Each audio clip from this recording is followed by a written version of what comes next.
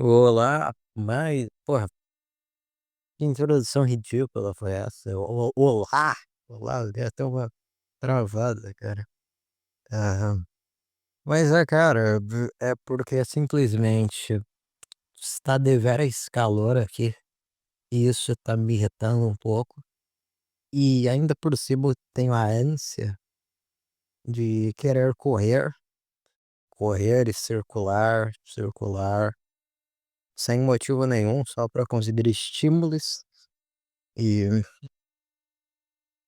isso faz com que eu esteja suando muito neste exato momento e meu ventilador não está muito bom.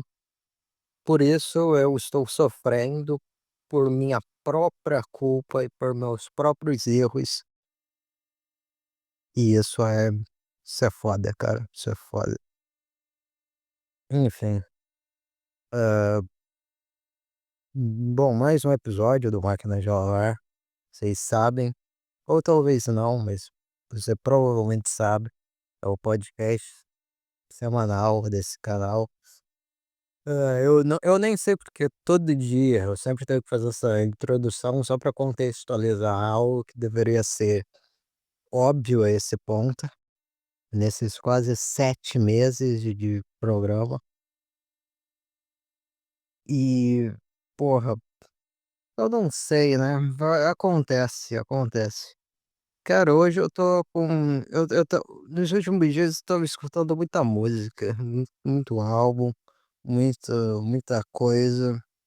E logando, né, porque é a vida do jovem, é consumo de mídias, é, porra, consumir pra caralho, pra daí se pagar de crítico depois. É isso, é algo que todos adoram, todos fazem. E é o que eu estou fazendo, né, porra. Então, qual minha moral? A diferença é que eu não escondo nada, né, eu gosto da integridade, de falar como as coisas são. E é isso, eu acho, né? Porra, é foda. É foda, simplesmente. Pô, eu vou te falar, preguiça de fazer qualquer tipo de raciocínio. Eu podia fazer um raciocínio muito interessante aqui sobre a lógica de rebanho das comunidades, da forma que todos tentam performar algo, a questão da ansiedade, da fricção. Mas eu não ligo, essa é a verdade. Então, foda-se. E, cara, é muito mais fácil você falar sobre algo quando você tá sentindo aquilo em seu coração, quando você realmente tem algo a se importar com aquilo e não é algo que está acontecendo comigo. Isso é uma grande problemática da minha vida, inclusive. Eu tenho uma grande tendência de não ligar tanto e por não ligar tanto, eu tenho a tendência de não falar tanto sobre o que eu não ligo tanto. Essa sentença pareceu correta, até rimou, foi poético. E isso é uma questão, pode ser uma benção, ou isso pode ser uma maldição. Isso é um traço, obviamente, não é inerentemente positivo nem negativo. E, pu- eh, É, sei lá, eu bucejei e daí eu me esqueci o que eu tava falando. Caralho, eu acho que eu vou precisar, sei lá, de medicamentos ou algo assim pra conseguir um nível de atenção. Hum, porque, porra, tá foda, mano. Energia quer dizer, meu problema nunca foi tanta atenção, talvez. Quer dizer, parcialmente. É relativamente comum você ter problema de atenção, é algo bem até normal, eu diria. Só que, ah, é isso que eu ia dizer. Só, pô, eu acho que o que tá acontecendo aqui comigo. Eu tô brigando comigo nesse programa, na real. Porque o que tá acontecendo comigo é um tipo de crise criativa. Porque eu termino uma sentença, eu consigo estender ela para outra sentença. Cara, o que tá acontecendo comigo? Tem algum tipo de simbiose comigo? Porra, tem uma maldição, um é Deus tentando me sabotar, fazendo com que eu não consiga desempenhar algo tão interessante? Porque, porra, eu falo algo, daí eu me esqueço, e ten daí eu tento falar de novo, e daí novamente eu me esqueço.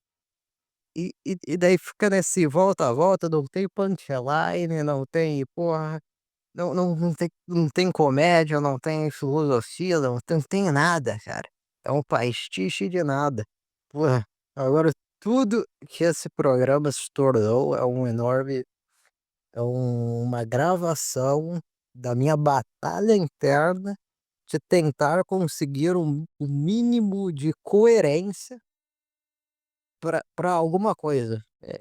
Isso é basicamente o sentimento de quando você tá sem rumo de fato. Porque, porra, eu não consigo fincar algo em positivo, mano. Porra, algo interessante. Caralho, mano. Tá. E daí, tá. Podemos começar pelo início, ok? Vamos começar pelo início. Porra, tá. Ontem eu tava escutando lá umas músicas de madrugada, por nesse calor infernal, porque meu ventilador, como eu já falei, tá uma bosta. Eu tava escutando aquele álbum do Peter Sotos, o Buyer's Market. Se você não sabe, o Peter Sotos era um cara da cena noise, mais ou menos. Ele participava da banda White House. E ele escreveu para umas revistas, só que a escrita dele é bem questionável, embora interessante, porque falava muito sobre questões de abuso infantil. E esse álbum, ou gravação, é bem perverso, porque são só samples de entrevistas de pais que tiveram filhos vítimas de abuso infantil. Isso é algo realmente horrível de escutar. Só que a questão não é propriamente essa, porque você pode ver isso e você pode interpretar, que é uma interpretação até válida, né? Que é um objeto expondo uma parte da humanidade que geralmente não é tão vista, e por estar numa fase, num projeto musical, não é uma música, é só colagens, mas isso disso. Você consegue ter um contato, realmente encarar isso de frente. E como não tem música, como não tem nada, não tem uma espécie de romantização naquilo mesmo. Eh, Você consegue encarar melhor. O problema é que a porra do Peter Sotos é realmente um doente, porque em 85 ele foi ele foi o primeiro americano preso por estar carregando pornografia infantil. Por ter posse de pornografia infantil. Depois ele foi solto rapidamente, tipo, a prisão dele não foi nada longa. Então ele tá solto aí fazendo o caralho que é que ele faz. Provavelmente nada, ele tá meio desaparecido, sei lá. E por isso, exatamente por isso, é um dos álbuns mais, um dos projetos, né? Uma das gravações mais odiadas, mais perversas, só que mais interessante de discutir. Só algo interessante, é a verdadeira mídia problemática.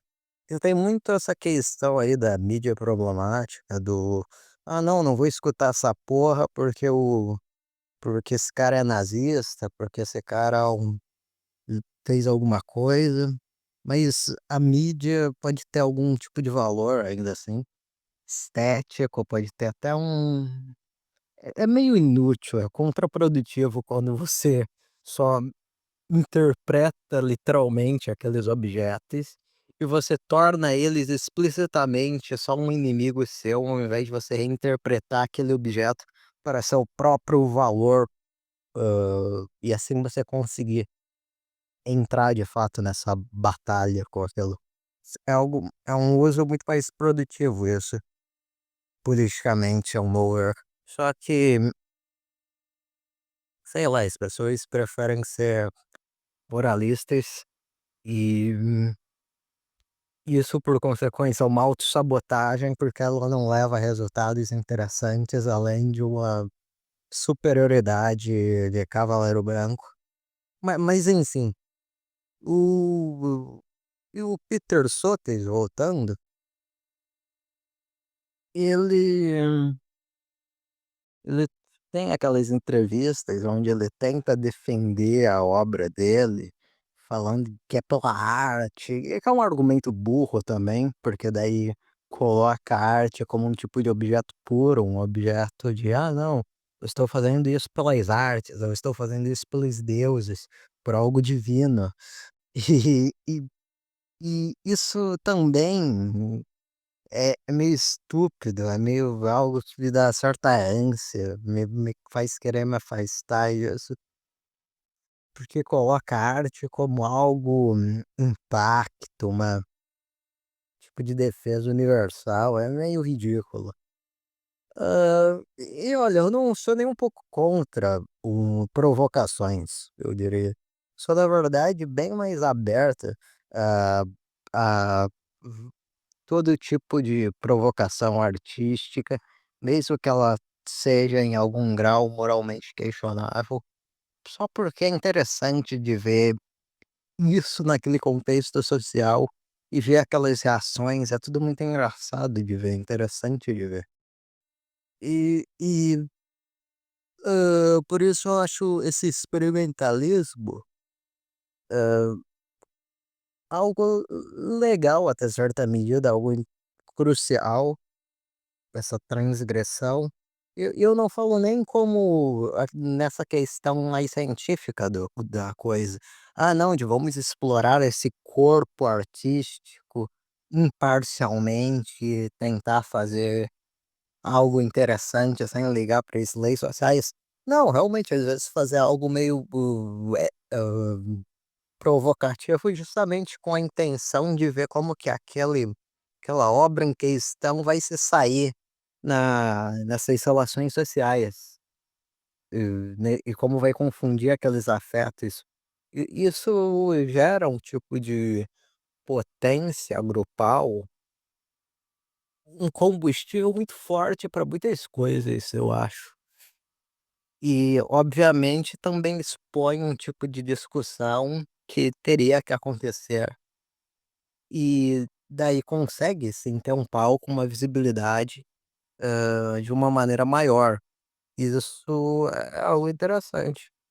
Hã, agora o questão do Buyers Market do Peter Sotos é realmente bem, complicada. Eu não falo nem isso no é um álbum muito é um projeto muito triste, é muito denso de ouvir, é muito, sabe, complexo, você fica meio pesado. Eu tive até uns pesadelos depois que eu ouvi o álbum, meio assustadores. Eu escrevi algumas coisas e realmente é complexo. Agora é mais complexo ainda quando esse projeto ele já tá no meio de toda esse ele já tem uns anos, né, dos anos de 93, se eu não me engano. Então daí ele já tem esse legado bem conhecido, mas embora ele tenha muitas discussões, só que isso meio que estimula a você não conseguir pensar direito sobre aquilo, por certa pressão social, você não conseguir, ter a coragem, a audácia de en entender aquilo, não entender, porque não é sobre o entendimento, sobre: "Ah, não, você não entendeu sobre arte". Interpretações são interpretações, hum, é um fato. É mais sobre um certo receio realmente de estimular seu pensamento com aquilo. Hã, e e isso pode ser um tanto prejudicial criticamente, mas é aquilo, você conseguir, por mais difícil que seja, estimular um pensamento com base nisso, independente dessas reações, dessas percepções de fora, hã, você já está conseguindo traçar um movimento muito interessante desse tipo de força de vontade, e você já consegue deixar esse tipo de marca, esse algo realmente de interessante, essa perspectiva gigante acontecendo. Hã, então eu acho que é preciso de coragem, né. Coragem, ela é uma potência muito forte. E é isso, basicamente. Kanye West pediu desculpas falando sobre arte problemática. Sim, falando sobre arte problemática, reiterando minha sentença que ficou meio esquisita, ele tinha feito aquelas declarações nazistas lá, e daí hoje ele fez uma carta pedindo desculpas. Isso é interessante, porque se encontra no tema que eu estava falando hoje sobre, hã, a separação da arte do autor. Isso não ficou claro até agora. O que eu acho é que, bom, a arte e o artista são de algum modo inseparáveis, obviamente. Não dá para separar aquele objeto especificamente, sem todo o contexto em volta. Aqui isso não é um problema, necessariamente. Não significa que por eu estar consumindo algo e gostando em relação àquela pessoa, significa necessariamente que eu gosto daquela pessoa. Eu não sei, tem coisas que parecem muito mais inofensivas que a gente escuta, lê, vê, que na verdade elas financiam algo em uma escala prejudicial muito maior. E o conteúdo daquilo que a gente gosta só inofensivo. Então por isso que essa relação conteudista também da arte é meio inútil, porque a gente tem que ver também que tá além daquilo, né, tipo, o que aquilo significa contextualmente. Hã, é algo muito significante. E eu falo, eu não sei, né, cara. É complexo. É. Também essas separações, né, de conteudismo e formalismo são palavras que confundem e elas servem para definirem coisas que dependem muito do objeto em questão, que se situa e, sei lá, Wittgenstein de novo, isso pode gerar mais confusões linguísticas. Então, é sempre meio,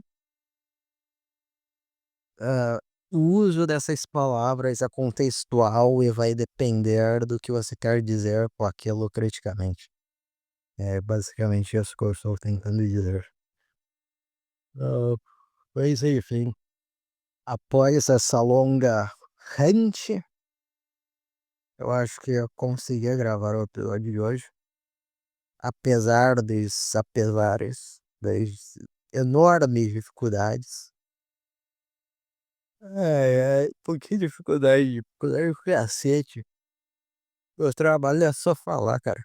Porra. É. Mas enfim, é basicamente isso. Hum, esse é o programa. Nos comentários abaixo tem o link de todas as minhas redes sociais. Ah, deixa o like, compartilhem, se inscreva. E é isso. Que viva Daniel Johnston e o coiote de Looney Tunes. Fucking